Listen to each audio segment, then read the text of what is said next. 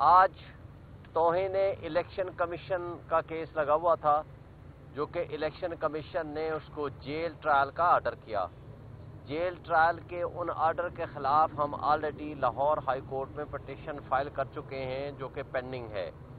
دوسری بات جو سب سے اہم ہے، جیل ٹرائل کا مطلب یہ نہیں ہوتا کہ یہ اوپن کورٹ ٹرائل نہیں ہوگا۔ یہ الگ بات ہے کہ الیکشن کمیشن کو یہ اختیار حاصل نہیں ہے کہ وہ ایک کسی قانون اور قاعدے کے تحت پروسیڈنگز ہوتی ہیں، لہذا کوئی قانون اور قاعدے کا ریفرنس دیے بغیر انہوں نے جیل ٹرائل کا حکم دے دیا، جو کہ on the face of it illegal and unlawful ہے۔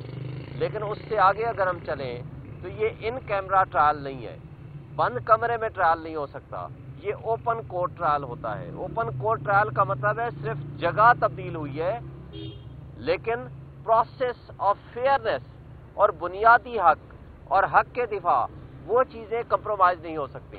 اور اوپننس کا تقاضا یہ ہے کہ وہاں جرنلسٹ بھی ہوں، وہاں ایک سب سے پاکستان کے سب سے بڑی پولیٹیکل پارٹی کے سب سے پاپولر لیڈر کو آپ چارج کرنے جا رہے ہیں، اس کے لیے media, international and local media کا ہونا ضروری ہے۔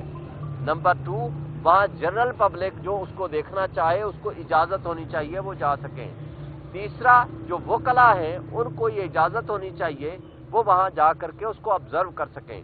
اور چوتھا، ان کی جو ریلیٹیوز ہیں، جو رشتہ دار جو جانا چاہیں ان کو بھی اجازت ہونی چاہیے کہ وہ جا کر کے وہ ان کو نہ صرف آبزرو کر سکیں، دیکھ سکیں، اس ٹرائل میں شامل ہو سکیں، تاکہ جو فیئرنیس ہے، جو ایک اوپننس ہے، جو ایک تقاضا ہے آرٹیکل 10A کا، وہ پورا ہو سکے، جو کہ اس کیس میں مسنگ ہے۔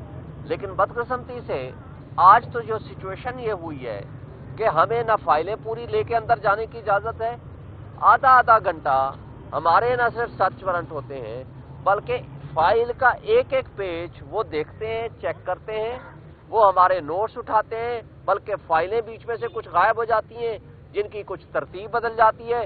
جو ہم نے پھر بحث کرنی ہے وہ کس چیز پہ بحث کریں گے؟ ہم نے جو جرا کرنی ہے کس چیز پہ کریں گے؟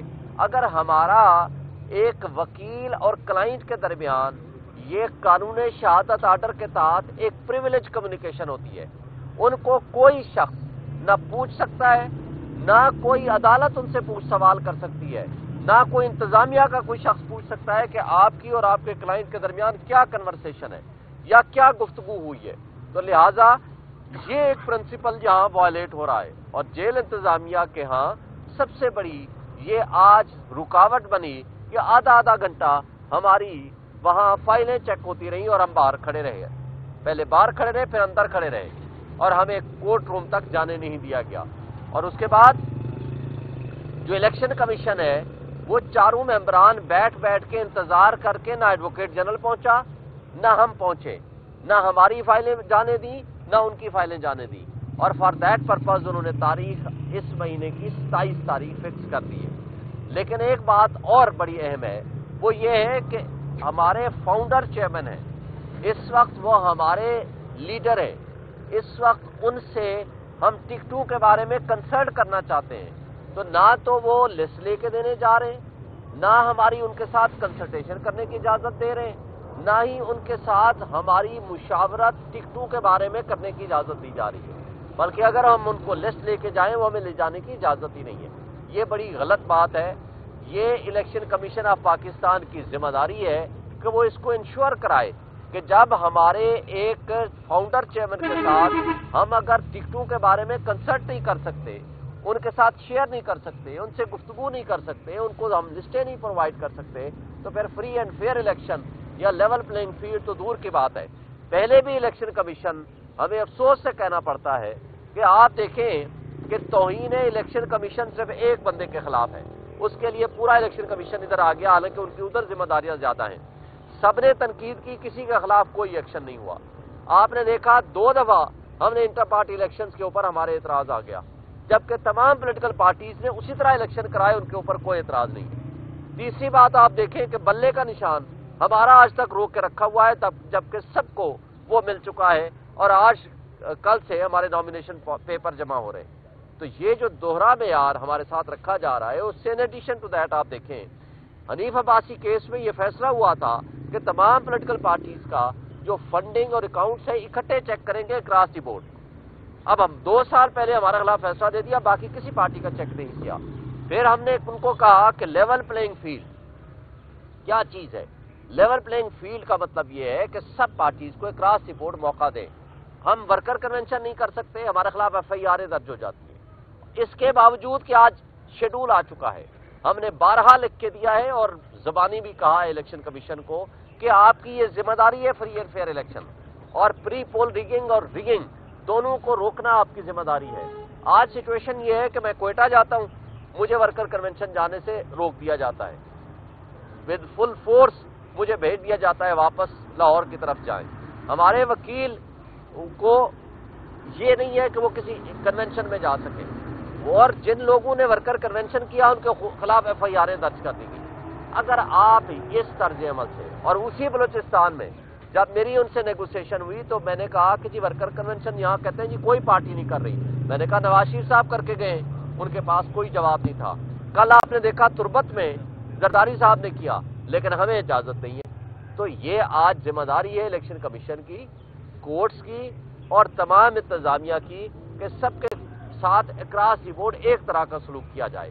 اور یہ جو کچھ ہو رہا ہے یہ انصاف اور قانون کا دوہرا معیار ہے, یہ اپنے آپ کو ایکسپوز کر رہے ہیں. اور پھر آپ نے دیکھا کہ رات کیا ہوا, کل عثمان ڈار کی والدہ اس کے گھر میں گھس گئے, دروازے توڑ دیے, اس کا گریبان پکڑا, اس پہ تشدد کیا, اس کا ویڈیو پیغام آج سب کے سامنے ہے. اگر یہ آپ کا عمل ہے, اس کو آپ اگر الیکشن فری اینڈ فیئر کہیں گے تو آج انٹرنیشنل میڈیا بھی دیکھ رہا ہے, پوری دنیا بھی دیکھ رہی ہے, آپ کا ڈیجیٹل میڈیا اور الیکٹرانک میڈیا بھی دیکھ رہا ہے, تمام ادارے بھی دیکھ رہے ہیں. اس کا نقصان کس کو ہونا ہے؟ ہمارے ملک کو ہونا ہے, ہمارے 25 کروڑ عوام کو ہونا ہے. سیاسی عدم استحکام میں اضافہ ہوگا, فری اینڈ فیئر الیکشن کا خواب رہ جائے گا. اس کا نقصان آپ کے ملک کی اکانومی کو ہوگا, آپ کے ملک کے ادارے ڈسکریڈٹ ہو چکے ہیں, اور اس کا نقصان ہم بحیثیت قوم اٹھائیں گے. اس لیے آج بھی وقت ہے تمام stakeholders, Election Commission of Pakistan اور عدلیہ ان چیزوں کو دیکھیں اور ہمارے گریونسز کو ریڈریس کریں.